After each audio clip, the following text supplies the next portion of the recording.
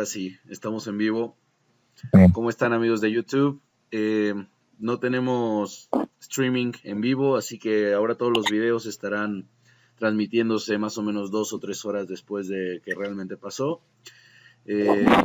Pues nada más, tenemos a Alan en clase y está a punto de contar uno de sus sueños Bien, interesantes.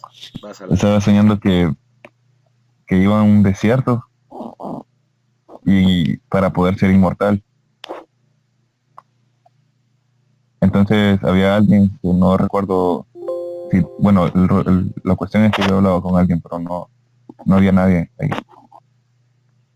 El punto era que decía que para poder ser inmortal tenía que convertirme en una piedra, pero como un tipo de piedra que era bella.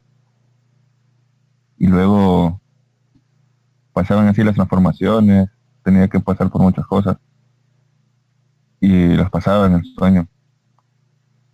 Ya luego iba a un lugar como oscuro y decía que tenía que enfrentar la última prueba que era, eh, como fue que no recuerdo muy bien lo que me dijo. La cuestión era que tenía que estar ahí para ver cómo era ser inmortal. Tenía que primero pasar por ese proceso para luego poder estar con alguien. Tenía que estar solo prácticamente. Interesante, muy interesante. Pues bueno, justo eso tiene que ver con el tema de hoy. Hoy es en México el Día de la Revolución, Entonces, entonces hay muchas cosas que platicar al respecto de la revolución. Entonces, primero hay un pequeño juego de palabras. Está la reevolución, o sea, re de repetir, evolución, la evolución, reevolución. Luego me decía un maestro, bueno, la revolución es una revolución como en ingeniería, ¿no? O sea, otra vuelta más, ¿no? En México, por ejemplo, la independencia fue en 1810, la revolución fue en 1910. ujú. Entonces, es como dar una vuelta de más o menos 100 años, y entonces vuelve a pasar exactamente lo mismo, ¿no? Así ocurren las cosas. Entonces, tenemos esas dos interpretaciones de la revolución. Aunado a esto, el día de hoy, uno de mis colegas, amigos, grandes amigos, José No, yo Luis no sé nada de eso. Caxiuhtli, eh, mandó un video sobre el zapatismo, ¿no? Sobre Zapata. No sé si en otras partes de Latinoamérica saben de Zapata. No, bueno, Zapata es como un libertador. No lo quiero comparar al Che Guevara, pero vamos a decir lo que es igual de popular que en el mundo fue el Che Guevara como libertador. En México, eh, digamos, Zapata es muy famoso como, como luchador del pueblo, por así decirlo, ¿no? Entonces, en una parte del video habla de que tal vez Zapata ya sabía que lo iban a traicionar en uno de los encuentros que iba a tener, ¿no? Entonces, le avisaron y aún así fue, aún así fue. Entonces, una de las meditaciones posibles es que una persona, cuando sabe que tiene que hacer algo, ya habíamos hablado del Dasein.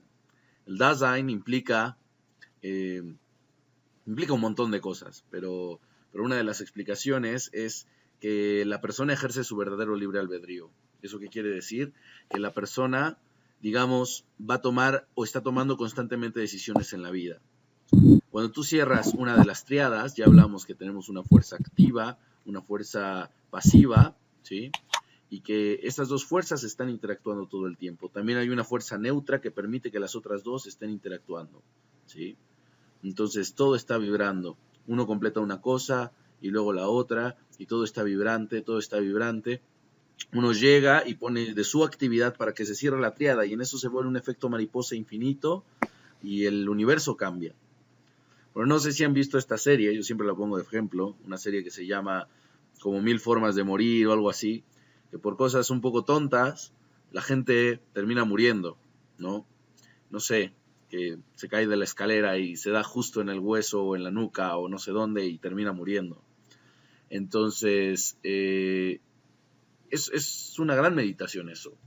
porque con cada acción que uno hace, con cada canica que uno dispara al universo fortuito de posibilidades, una de esas posibilidades, aunque aparentemente sea muy vaga, es la de la muerte de sí mismo, por ejemplo. Entonces, con cada acción que uno toma, con cada decisión que uno toma, uno está disparando un sinnúmero de posibilidades que se escapan a nuestra percepción. Entonces, el asumir que una de esas posibilidades puede ser la muerte de sí mismo es una gran responsabilidad. La gente cree, en general, que, por ejemplo, si abandona a todo lo que conoce, puede estar en peligro de muerte, por ejemplo. Si tú llegas con alguien y le dices, anda al bosque y hazte una casa y una cabaña, va a decir, estás loco, me voy a morir ahí, ¿no? ¿Qué voy a comer? ¿De qué voy a vivir? Pero entonces dice, bueno, si me quedo acá en la ciudad, tengo menos posibilidades de morir, ¿no? Tengo menos probabilidad. Si estoy en medio del bosque con fieras, con animales y toda clase de alimañas, puede que me muera mucho más fácil. No es que no sea el análisis correcto. El punto es que aún en la ciudad, aún dentro de tu casa, aún súper resguardado y seguro, cabe la posibilidad de que por absolutamente por cualquier pequeño detalle puedas morir. Eso es muy importante y muy interesante. Alguien se puede resbalar en la regadera, qué sé yo, no sé, en alguna fiesta o en algún conflicto, una bala perdida, por ejemplo, y puede tocarte y se acabó, ¿no? ¿Y cuánto te resguardaste? ¿Cuánto estudiaste supuestamente para no morir? ¿Cuánto estuviste resistiéndote a, qué sé yo, oportunidades? Porque dijiste, no, es que es demasiado riesgoso, me voy a quedar sin trabajo, ¿y qué tal si no funciona? Me quedo sin dinero, y entonces voy a morir, ¿me entiendes? Entonces la persona en general tiene miedo de esa inevitabilidad, ¿no? Sabe en el fondo como que siente, ¿no? Pero como nunca se ha muerto, entonces no sabe en realidad qué significa. Si tal vez ya se hubiera muerto o tuviera conciencia de esa muerte, un acercamiento a la muerte, tal vez y estaría un poquito más consciente, ¿no? Mi maestro me decía que en general cuando las personas tienen un evento muy cercano a la muerte, tienen un chispazo al despertar de la conciencia y dejan de perder el tiempo, porque en general hay un montón de ocios y un montón de formas de distraerse para no estar pensando en eso, para evadir esa posibilidad inevitable, inminente de la muerte. Entonces, dice el Dasein, la verdadera persona que tiene libertad está decidiendo morir con la decisión que está tomando. Yo ahora al tomar este plumón y al estar dando esta clase, estoy decidiendo que puede que esta clase me lleve a morir. Estoy decidiendo que estar transmitiendo en vivo ahora, qué sé yo, podría pasar cualquier cosa. Podrían cambiar mi voz y poner, no sé, algún mensaje antigobierno y de repente llega aquí la SWAT y acaba conmigo. No lo sé. Pero cualquiera que sea esas posibilidades, yo estoy asumiendo mi responsabilidad con ello y con eso estoy ejerciendo mi libre albedrío, ¿ves? Entonces, así con cada una de las posibilidades. Entonces, volviendo al caso de Zapata, podríamos pensar que tal vez era un hombre que ejercía su verdadera voluntad. Era un hombre valiente, que decía, bueno, si este va a ser mi último día de vida, pues lo voy a tomar como el último día de vida y voy a luchar por lo que tengo que traer a este mundo. Hay un latido. Materialización del espíritu, espiritualización de la materia. Materialización del espíritu, espiritualización de la materia. Todo así, latiendo. Uno, otro, constantemente. Entonces, cuando uno se sabe manifestación de esta divinidad en el mundo, y uno sabe exactamente qué es lo que tiene que manifestar, ya no hay ley, porque siempre, ¿cómo decirlo? Ya no hay contención, no hay poder humano que lo detenga a uno de hacer lo que tiene que hacer, porque uno sabe a dónde va, a dónde está yendo. y dice, bueno, yo tengo que llegar acá, pero no por mí, no por mi deseo, sino porque soy un conducto para una voluntad superior. Y esa voluntad superior pasa a través de mí. Entonces, cuando uno se entrega a eso, uno solo entonces tiene esa posibilidad de decir, bueno, si hay que morir, habrá que morir. Y ya está, ¿no? De todas maneras habrá que morir. Es inevitable, ¿no? Que se muera antes, ¿no? Si tú pudieras tener unas palomitas de maíz que se cocinan en menos de 1 minuto y yo te vendo unas que se cocinan en 30 segundos, mucho mejor, las tengo más rápido, ¿no? Entonces, de la misma manera, de todas maneras hay que morir. Pero es diferente, digamos, morir en una decrepitud donde hubo, no solamente que está el famoso dicho de que uno muere sin haber hecho lo que quiso, sino que en realidad toda esta bioquímica de la persona es condicional. ¿Eso qué quiere decir? Que la misma bioquímica, cuando la persona no está haciendo la voluntad y no se anula y no vive en un estado de alegría constante, en un estado donde alegría no me refiero a euforia, ¿eh? Que se entienda muy bien, me refiero a una paz interna. La misma bioquímica lo resiente, ¿no? La persona está todo el tiempo en cosas negativas, en depresión. La bioquímica lo siente y se acaba a sí misma, acelera el proceso celular, ¿no? El mismo ADN dice, ya estás viejo, estás deprimido, tienes que volver a la tierra, ya se acabó esto, bye, ¿no? Y ese no es el objetivo. El objetivo es el contrario, yo tengo que vivir. ¿Y quién me ha dicho que tengo que morir? Nadie. Pero aún si esa posibilidad tiene que pasar, ¿qué importa? Yo estoy aquí y si esto va a pasar, pues va a pasar y ya está, ¿no? Para eso hay que entrenar primero el no juicio. Si, por ejemplo, juzgamos todo el tiempo a las personas que están enfrente de nosotros, ¿cómo podrías no juzgar primero a ti mismo y después al mundo que te rodea? Porque el mundo ni siquiera tiene personalidad. Entonces no hay mucho que decir cuando la naturaleza, qué sé yo, está trayendo un tornado. ¿Vas a juzgar a la naturaleza por tener un tornado? ¿Vas a decir, oh, naturaleza, qué mala eres, malvada? No, no hay lo que hacer. Entonces, de la misma manera, cuando uno toma esa unificación y lo vive, uno está unificado a todo, a todas las posibilidades. Y entonces uno dice, está bien, si tengo que morir, voy a morir. Y uno se entrega a eso. Y aquí viene algo bien característico. Un amigo me dijo hace poco, dice, bueno, a mí se me quedó, me decía, una frase de una de las películas, ¿no? De los 10 mandamientos, ¿no? La película antigüita. Y decía que se le quedó mucho la frase de cuando Faraón manda a Moisés al desierto y le dice su esposa o la reina, o como lo quieras ver, dice, ¿por qué no lo matas? Y dice, no, porque si lo mato, si mato a Moisés, si mato a Moshe, entonces tú vas a pensar que es un gran héroe, que va a quedarse inmortal en la conciencia colectiva.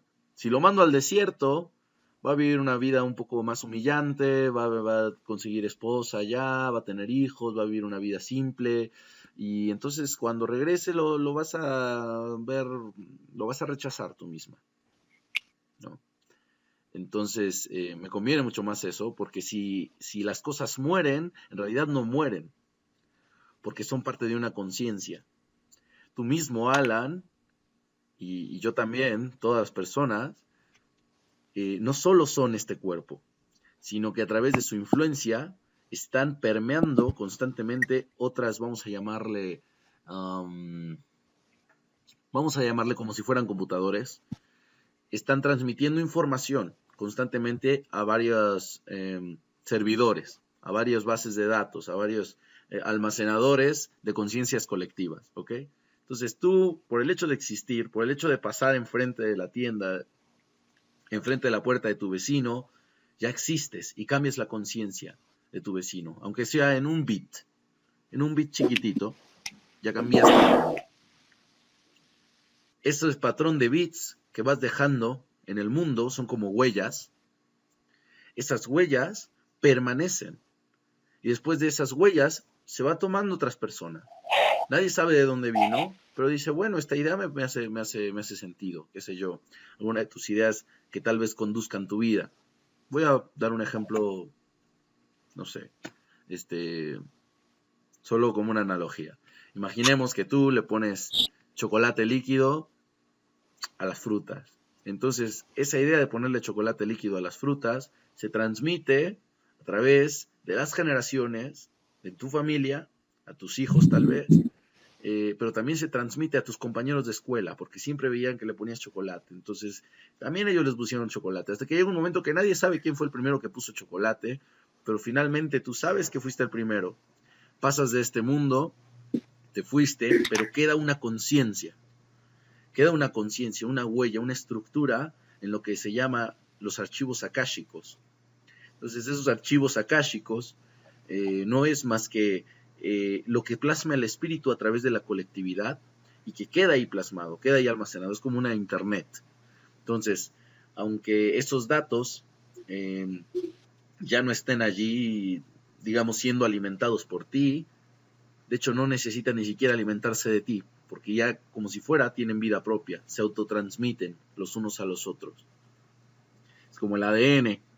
Cuando ya se transmitió el ADN a tus hijos, entonces, entre comillas, ya no fuiste necesario, porque el ADN ya se inmortalizó. ¿Viste? Entonces, quizás Zapata pensó, bueno, quién sabe qué podría salir mal en este movimiento. Lo que sí sé es que hasta ahora todo ha salido increíble, vamos a llamarle histórico, de leyenda. Todo ha salido maravilloso y está siendo un símbolo, un gran símbolo para toda la gente. Entonces, conservar esto e inmortalizarlo sería maravilloso. En este momento es como dejar de pintar, dejar el óleo y dejar que seque, ponerle, no sé qué tratamiento se le ponen a las pinturas, pero bueno, ponerle ese tratamiento que va encima y después enmarcarlo. Se acabó.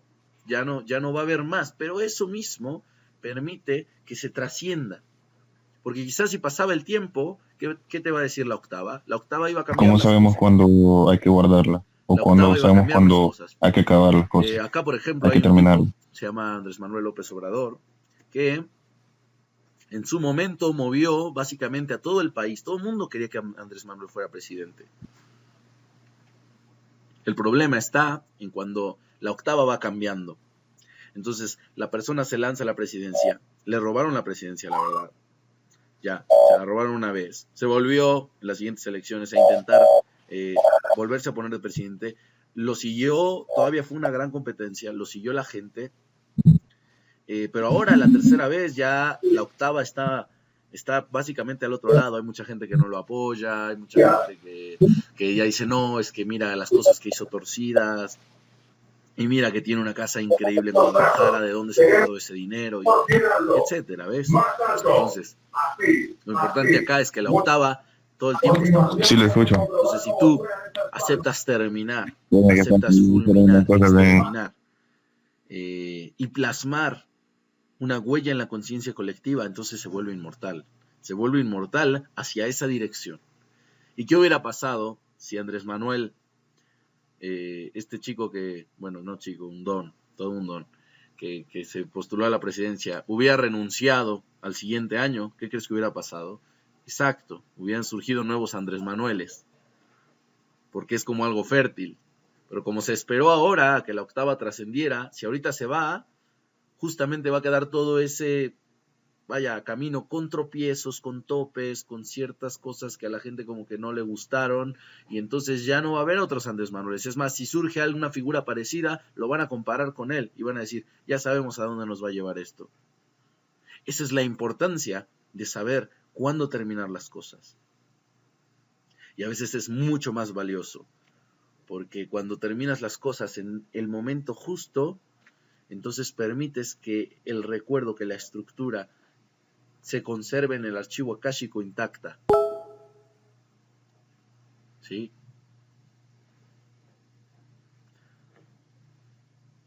Muy buena pregunta. muy buena pregunta, muy buena pregunta. Es complicado, ¿ah? Es complicado porque, por ejemplo, Andrés Manuel decía, es que casi logré la presidencia, o sea, de hecho la logré, pero me la robaron. Entonces, tengo de aquí a 4 años más para ver la manera de que no me la roben y de verdad lograrlo y de verdad hacer un cambio. Entonces, como que tienes la posibilidad, ¿sí? De, oye, es que sí se puede. No, es que casi lo logro, ¿no? Pero ese es el asunto, ¿ves? Es mejor morir invicto a veces seguir una batalla demasiado tiempo hasta que la octava sigue avanzando, ¿viste? ¿Cómo saber? ¿Sí me escuchas? Es que suena algo por allí. Ok, no importa. Bueno, entonces, la persona tiene que saber leer la octava. Y hay un intervalo, Alan. Hay un intervalo. Esto se explica en el I Ching. Como la carta, ya te estoy explicando con tarot también. No. Es el I Ching, el signo todo masculino, que son 3 líneas. ¿Ok? Son 3 líneas continuas. Entonces, este signo representa la toda masculinidad, la plenitud. Es el dragón que sabe volar muy alto, pero si sigue, digamos, volando y no se retira en ese momento o no baja, vamos a llamarle las alas, no baja de esa altura, lo único que va a pasar es lo de Ícaro. ¿Conoces la historia de Ícaro? Alan. Hola, hola. Alan. Hello. Bueno, para los que nos escuchan, la historia de Ícaro, tiene que ver con que la persona crea unas alas, ¿sí? A partir de plumas y las pone con cera. Se crea unas alas para salir de la isla. Y entonces se va volando. Pero se fascinó tanto Ícaro que empezó a volar más alto. Y más alto. Y más alto. Y su padre le decía, no vueles tan alto porque la cera que tenemos se va a derretir. Y no le importó. Siguió volando más alto. Más alto, más alto, hasta que la cera estaba tan alto ya, más cerca del sol, que se empezó a derretir. Y entonces, lo único que pasó fue que después todas las plumas se desbarataron y entonces cayó y murió. Esa es la historia de Ícaro. Creo que Alan se desconectó, así que vamos a intentar ayudar por acá.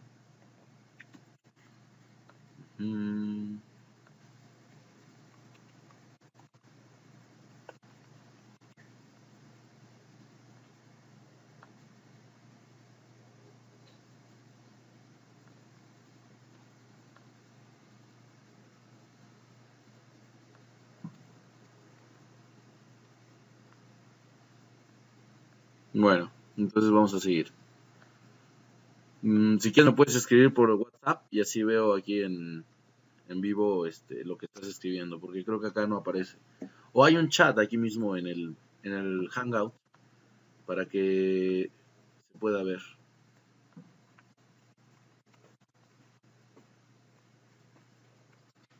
Ok, vamos a seguir. Entonces, estamos diciendo, ¿sí? Que la persona está volando muy alto y llega un momento en la octava en el que tiene que dejar de volar. No significa que no vaya a volver a volar alto, sino que tiene que saber manejar la octava, bajar un momento y volver a subir, bajar un momento y volver a subir y llevar una continuidad. Tiene que saber leer la octava y no desesperarse, porque también, por ejemplo, si estás haciendo un trabajo en equipo, las personas en el equipo llegará un momento que se van a desincentivar, van a decir, yo ya no quiero más esto. En un matrimonio es lo mismo. Alguna de las partes va a decir, yo ya no quiero nada, ya no me hables, esto no era lo que pensaba. Entonces, para superar la octava, la persona tiene que saber manejar la octava. ¿Cómo es manejar la octava? Conocer los ciclos de las transmutaciones de las cosas. Y para eso hay que estudiar el I Ching. Hay que saber I Ching. y saber leer las transmutaciones continuamente, básicamente. Entonces, no sé si eso respondió tu pregunta de cómo saber. Ah, vaya. Está bien, el vecino se puso contento, entonces Alan no puede poner su sonido. Tiene música el vecino, no importa. Pero sí me escuchas bien, ¿no, Alan?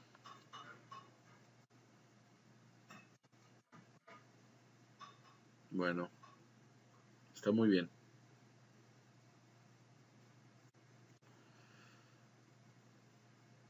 Bueno, ahora, ¿tienes alguna otra pregunta?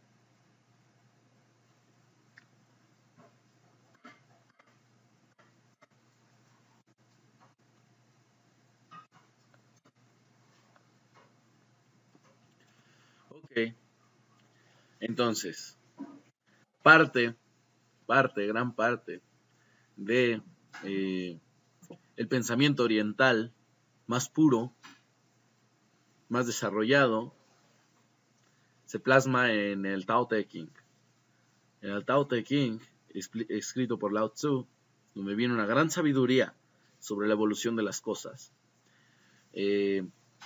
Lao Tzu fue un gran sabio y plasma allí, básicamente, la forma práctica de aplicar el I Ching en la vida de la persona.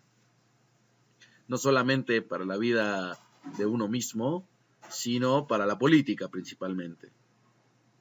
Entonces, hablando de la revolución, dijimos la reevolución, uno tendría que entender, primero que nada, que existe una conciencia colectiva y que esa colectividad no es cambiable por un solo elemento. Es decir, que ni siquiera, oye, pero ¿qué hay de, qué sé yo, el Che Guevara? ¿Qué hay de Marx?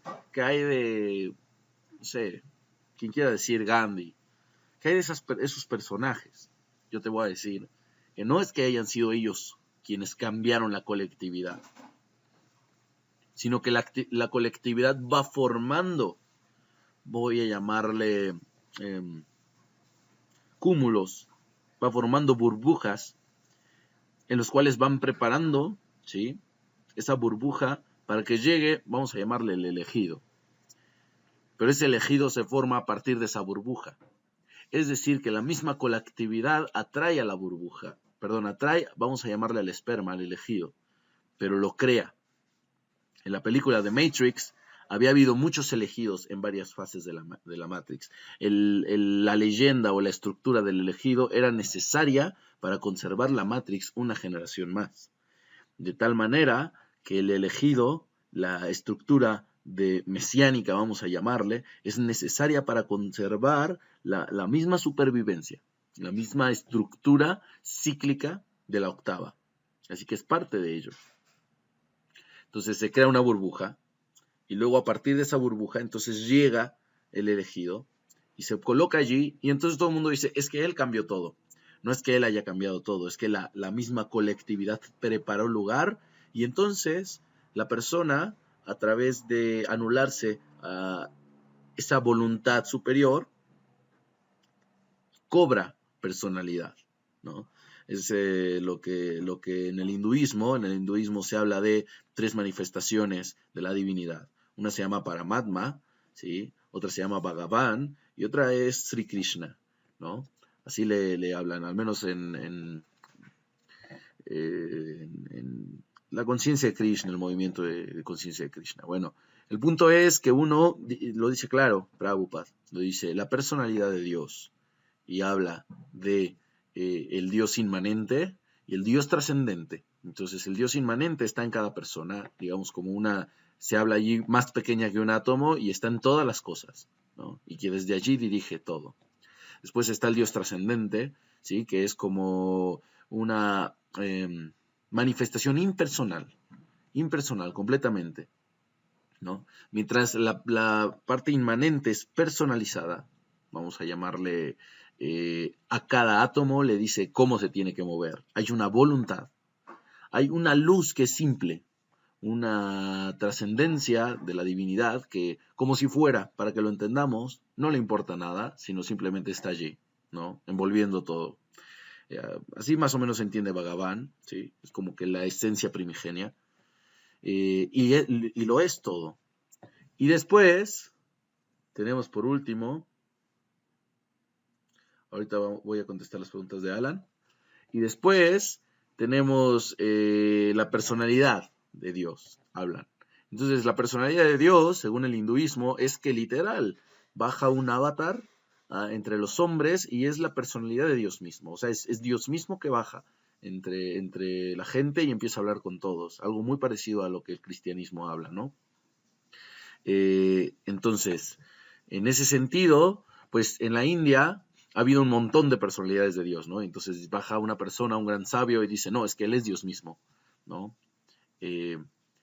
Como no es el Dios de la digamos, de Occidente, bueno, hay un montón de conceptos ahí detrás, pero bueno, el punto es esas tres manifestaciones. Entonces podríamos considerar que la colectividad crea la burbuja y esa burbuja atrae automáticamente, vamos a llamarle a la personalidad, al avatar, y es todo, por eso el misticismo habla mucho de sexualidad, porque todo es como la sexualidad. Hay un ciclo en la colectividad, como un óvulo, y se abre y absorbe. Y esa absorción atrae automáticamente las fuerzas masculinas, no al revés. No es que aparezca una fuerza masculina y dé identidad y cree el recipiente, sino que siempre el recipiente se crea y entonces la luz ya está allí, ya está lista para recibir, ya está lista para darte lo que mereces, pero tú tienes que crear el recipiente. Ahora voy con las preguntas de Alan. Dice Alan, ¿cómo definimos conciencia colectiva? En la conciencia colectiva es donde nos inmortalizamos. ¿El ADN es diferente a nosotros o solo somos una pequeña parte de él? Es muy buena pregunta. Bueno, primero que nada, ¿cómo definimos conciencia colectiva? Hay que leer a Durkheim, hay que estudiar sociología un poquito. Yo aquí la puedo describir un poco, pero la verdad es que hay que estudiar. Entonces, Durkheim habla básicamente de que la conciencia colectiva es como un ser que se inmortaliza a sí mismo, un ser inmaterial que todos formamos parte de él y vaya, ¿cómo decirlo? Lo alimentamos. También el ser tiene ciclos, como si fuera su digestión, ¿sí? Y también va transformándose. Hay conciencias colectivas que van muriendo y otras van naciendo, pero todo el tiempo es un constante vibrar, como las células nacen y mueren, nacen y mueren. ¿Y qué edad tiene este ser? Desde el comienzo de la conciencia de la humanidad. Decía Rav Ariel Birx en un shiur sobre el asunto de Adán y Eva, ¿no? Y cómo eso se podía conectar con la evolución, por ejemplo. Decía, no, pues es que Adán fue el primer hombre, pero dice la Torah que Hashem insufló y entonces cobró vida, pero él ya tenía un alma. Entonces, ¿por qué no pensar, ¿sí?, que Adán era un homo habilis allí andando y de repente le entró la conciencia? De repente empezó a ser consciente de sí mismo y empezó a ver quién soy. Y entonces ese quizás fue el primer ser humano. Digo, una teoría. El punto es que a partir de ese Adán, a partir de ese hombre, empezó a darse una colectividad. ¿A partir de qué? Del mito colectivo. A partir de las historias. Las historias nos permiten como seres humanos anteponernos a otras especies de manera impresionante. Impresionante. Porque si yo te cuento una historia en la que te digo, bueno, es que él es tu hermano hondureño. Mira cómo está, mira cómo son sus facciones, mira, qué sé yo, cómo se viste. Él es tu hermano hondureño, así que a él no lo toques, ¿no? Como, qué sé yo, algunos grupos en Estados Unidos, ¿no? Donde se ve claramente, digo, aunque esto suene un poco racista, se ve claramente que hay algunas iglesias a donde van la gente de color y otras a donde van la gente que no es de color, a pesar de que ellos dicen, no, pues mira, yo no lo discrimino, pero entre ellos se juntan, ya está. Pero eso es ¿por qué? Porque hay un antecedente, hay una historia detrás, hay una colectividad. Pero esa colectividad en el pasado era muy importante, porque si tú te encontrabas otro ser humano y fuéramos animales, no sabrías si matarlo, no matarlo, quitarle su comida, quitarle su esposa o su mujer o su lo que sea, o no matarlo. Pero cuando te dicen, no, mira, todos los de la tribu que tienen esta marca en la cara, todos provenimos del mismo origen. Todos somos hijos del patriarca. Entonces dices, no, él es mi amigo y me va a ayudar a cazar el mamut. Entonces te lo encuentras, ni lo conoces, pero lo ves con una equipa encima y dices, venga, vamos a hacer negocios. Entonces esa colectividad permite la sinergia del ser humano y hacer grandes cosas. Básicamente todo lo que hemos hecho está basado en esa conciencia colectiva. En la conciencia colectiva es donde nos inmortalizamos. Bueno, la segunda pregunta no es que nos inmortalicemos o no nos inmortalicemos, es cómo definimos la inmortalidad. Y efectivamente, lo que subimos a la nube, por así decirlo, de la conciencia colectiva, hoy podemos entender mucho mejor esto gracias a las computadoras, pero antes era mucho más difícil de explicar. Se queda y se queda por generaciones y generaciones. Hoy nos es muy fácil, por ejemplo, qué sé yo, sentarnos todos a comer al mismo tiempo. Hoy nos es muy fácil abrigarnos cuando hace frío. Hoy nos es muy fácil y muy intuitivo, qué sé yo, cuando construimos un lugar, poner un sanitario, ¿no? Un toilet, un WC. Pero quién sabe, en algún momento de la historia, alguien fue el primero en proponer eso. Y ese alguien está trascendiendo hasta hoy en día en todas las cosas. Y ni sabemos quién fue. Pero no importa tanto, porque finalmente, como decía un meme que acabo de subir hace como 2 días, decía, maestro, ¿cómo tenemos que ser con nosotros? Y le dice el maestro, no hay otros. Eso es lo importante. Cuando uno se sabe parte de una conciencia colectiva, entonces uno está Eso empezando una a interacción entender muy interesante, lo que ya que se significa el relacionó Wu con Wei, mis sueños y el otras no cuestiones que hacer, pensaba. el hacer Ya se acabó solución. la música que tenía mi vecino. Dice, el ADN es diferente a nosotros o solo somos una pequeña parte de él. Bueno, antes de pasar a la siguiente pregunta, Alan, ¿qué te parece? No sé si respondí tu pregunta. Estoy aquí en WhatsApp contigo, ¿ah?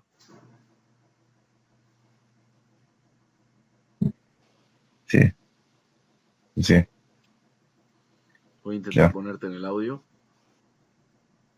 Por ahora no, pero ahí lo haré en el grupo.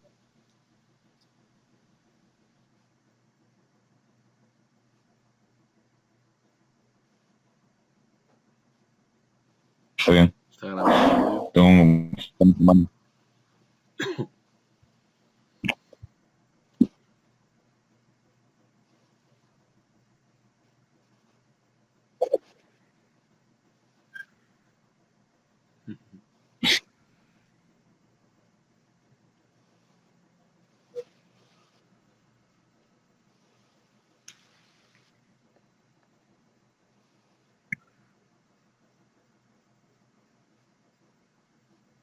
Sí, así es. Bueno, bueno, Uy, creo que no se oye nada, Alan. sí, Para de grabar porque no se escucha nada. No se oye nada. Seguramente es por tus audífonos, que no funciona bien el micrófono y entonces está conectado. Tendrás que escribir, no tendrás que grabar y después volverte a poner los audífonos, porque no se oye nada.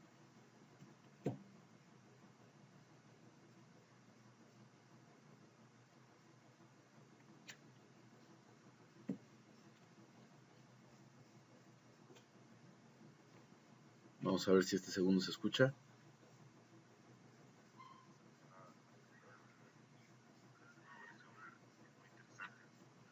Ok, ya se escucha.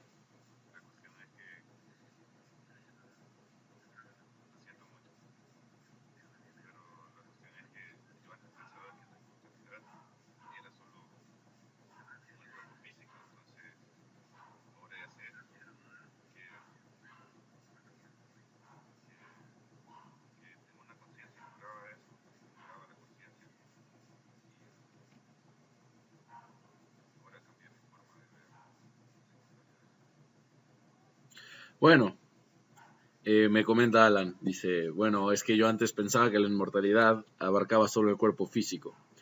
El punto es que no nos concebimos más allá del cuerpo físico. Nosotros no somos este cuerpo.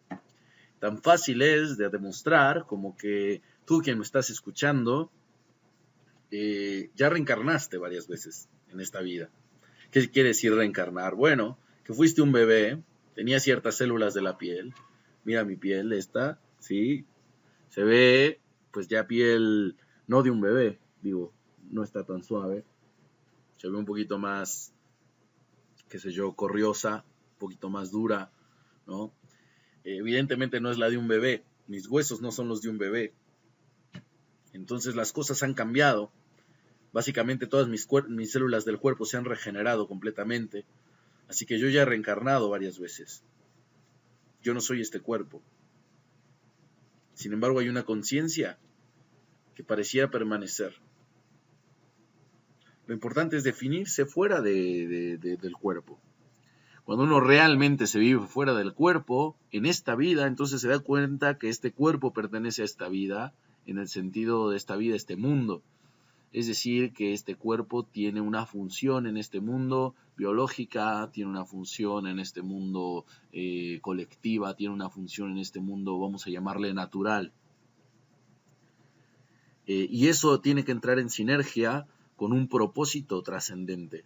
Todos los mundos están aquí en este mundo también. Entonces hay que fusionar ambas. Y entonces vas a entender que la inmortalidad es parte de la mortalidad también. Para que haya inmortalidad tiene que haber mortalidad. Y entonces uno acepta eso. Cuando uno acepta eso, entonces uno puede aspirar a ser inmortal. Si uno no acepta esa otra parte, uno no va a poder llegar a ese nivel. Y ese es el primero. Y estoy hablando solamente de pensamiento, de conciencia, de un modo, de una cosmovisión nueva, una cosmovisión distinta del mundo. Entonces, pues yo creo que es suficiente para meditar en la semana. No sé qué opinas, Alan.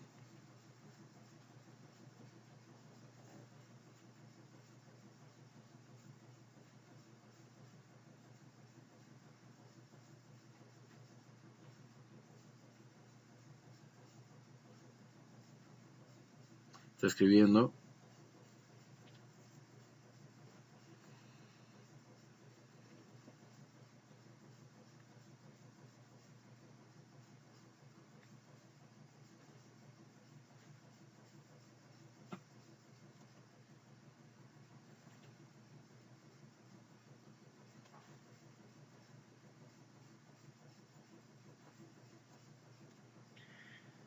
Sí, eso mismo pensaba, que además de tener el cuerpo físico tenía mi conciencia y esa no cambia. Es como una esencia en mí, pero también estaba buscando la forma de unir la conciencia inmortal a mi cuerpo físico y poder inmortalizar mi cuerpo, pero veo que no es posible. No es que sea imposible, el punto es que no tiene una razón de ser, o sea, no tiene un sentido hacer eso. ¿Me entiendes? O sea, las cosas van cambiando. El eterno presente. Vamos a hacer un pequeño ejercicio al estilo Nicolas Flamel, y es muy fácil. Imagínate que fueras inmortal. Eres inmortal y tienes una persona, ¿no? Que no es inmortal, evidentemente, que evidentemente lleva una vida normal y todo, esa persona después envejece, tú no envejeces porque eres inmortal, ¿no? Entonces esa persona muere y tú tienes que encontrar una nueva persona, por ejemplo. La cantidad de hijos, la población, todo tiene un dinamismo. Y la dinámica de la muerte en realidad permite la evolución del ser humano. Si no tuviéramos esa evolución a través de la muerte natural, por ejemplo, las cosas se tornarían muy distinto. Es parte de el instrumento de supervivencia del ADN, ¿sí? Que se muera, así de simple, que el ser humano muera. Es parte de la renovación. Y bueno, a partir de esto hay un montón de explicaciones. Lo importante acá, Alan, es entender que la inmortalidad, bueno, no solamente es el cuerpo físico, y de hecho sí lo es en el sentido que se está regenerando todo el tiempo. Ya reencarnaste, ya tuviste un nuevo cuerpo, ya fuiste inmortal unos instantes, pero aquí yo creo que la verdadera ilusión es el tiempo. ¿Cómo concebimos el tiempo? ¿No? Y hay algo que dijiste muy interesante. Dijiste, bueno, es que mi conciencia es permanente, o bueno, trasciende a eso. Tampoco la conciencia es que sea permanente. La conciencia también se transforma. Si no, no estarías escuchando esto y te estaría cambiando la conciencia, la cosmovisión. Así que también tiene una evolución y tendrá, evidentemente, su tiempo de desenlace. Lo importante acá es entender que somos parte de algo más grande, más allá del yo. Porque el yo es lo que nos limita, justamente. Pero el yo también está allí para que tengamos la capacidad de hacer. Entonces, está ambas cosas. Las burbujas se crean porque existen yoes que van formando esa figura. Y después llega la luz y la insufla. Si no existiera el yo, si no existiera la percepción de individualidad, no podría ser. Pero sin la percepción de trascendencia, estas pequeñas semillas, que son más escasas que las burbujas, no se podrían dar. ¿Y en qué sentido son más escasas? En que es más difícil, ¿sí? A nivel consciente, que pueda darse en el momento adecuado. Es decir, burbujas hay un montón, pero no siempre atraen algo fértil a ellas. En cambio, una luz a fuerzas tiene que desarrollarse, a fuerzas va a encontrar un lugar. El punto es a qué burbuja, ¿no? Eso es algo impresionante. Eso es algo muy, muy interesante que hay que aprender. Y pues bueno, por último, es ilógico entonces. ¿Qué es ilógico, Alan? ¿Es ilógico buscar la inmortalidad del cuerpo?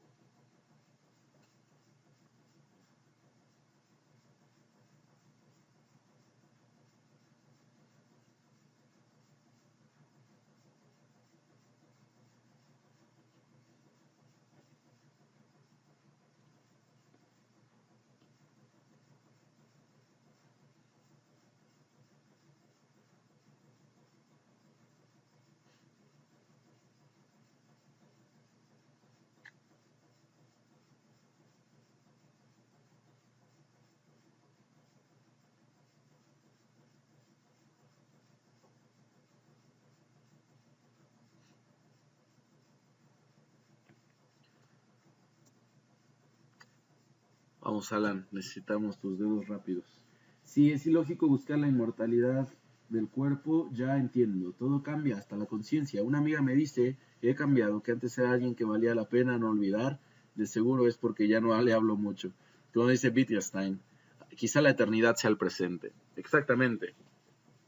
Entonces, tenemos una conciencia masculina también, en el sentido cósmico. Y en esa conciencia las cosas aparentemente tienen que seguir una dirección, una evolución, vamos a llamarle. Las cosas en realidad son circulares. Sin embargo, la verdadera conciencia de trascendencia es la espiral. Es decir, que a través del círculo voy marcando una dirección, una espiral. Así que hay que saber manejar la octava, que eso estuvimos hablando básicamente todo el día de hoy.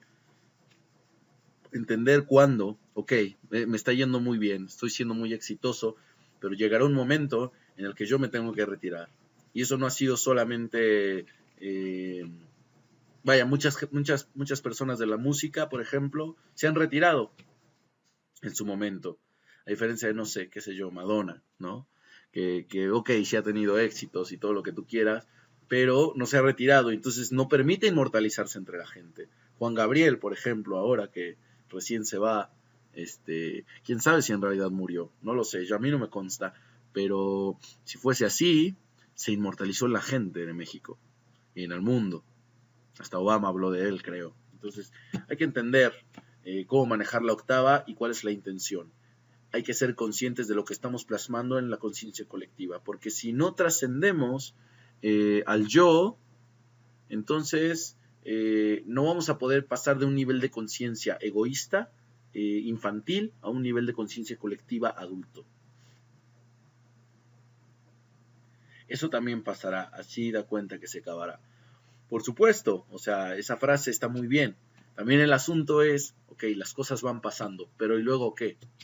No se trata de, bueno, esto también pasará, y esto también, y esto también, y esto también, sino que uno tiene que ser consciente de que, ok, esto pasa, pero esto también se queda allá. ¿Y dónde se queda? En la conciencia colectiva. Aunque uno no quiera ser inmortal, uno está dejando huella, de una u otra manera. Está contribuyendo a la colectividad. Así que es bien importante que uno sea consciente de todo lo que piensa, de todo lo que dice y todo lo que hace. Son las 3 vestimentas que uno tiene que vigilar un montón. Porque finalmente está cambiando mundos. Entonces, pues bueno, hay que saber eso. Básicamente esa es la intención de la clase. Y por último, una de las acciones más importantes para dilucidar qué tengo que hacer frente a mí, aparte de estudiar el I Ching, por supuesto, es entender el Wu Wei, entender el hacer sin hacer, entender el estado de conciencia puro, como si fuera la primera vez que lo haces, pero desde una conciencia de ignorancia. Entonces, te pones a hacer las cosas como experto, pero no tienes el conocimiento realmente. Y solamente de esa forma, uniendo esos dos opuestos, se va a lograr una conciencia vacía capaz de recibir el todo. Eso es el Wu Wei. Y eso es lo que significa anularse. Eso es Bitul. Y entonces las cosas así no pasan, ¿ves? Porque, como sabemos, lo único constante es el cambio. Y eso sí es constante, sí que lo es. Sí que lo es. Y a través de adherirse al cambio, entonces uno de verdad puede aspirar a esa inmortalidad, ¿no? Ese sería como que el mensaje principal de la clase de hoy, de Bet Nebuah. ¿Qué tal, Alan?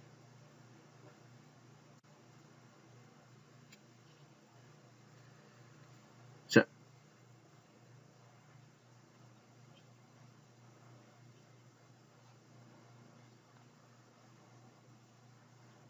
está bien, bueno, todo está ahí por algo. Igual y te entraban ideas de parte de la música, ideas por parte de la clase, y bueno, se hizo ahí todo un cóctel en tu cerebro, eso está muy bien. Y bueno, ¿tienes otra pregunta? Me encantaría. Voy a ahora parar la clase acá y voy a subir el video para que en unas horas lo puedan ver todos, ¿vale? Muy bien, Alan. Pues listo. Muchas gracias por estar acá. Sabes que el grupo está 24/7. Para los que se quieran sumar al grupo, también pueden mandarme un mensaje y pues lo sumamos al grupo. Es importante pues que esto vaya creciendo dentro de ustedes, no fuera de ustedes. Y a través de dentro de ustedes se va a transferir a la conciencia colectiva, que es lo que hablamos hoy, ¿no? Es inevitable. Muy bien, Alan. Pues listo, te mando un fuerte abrazo y nos estamos viendo, ¿está bien? Hasta luego. Bye a todos.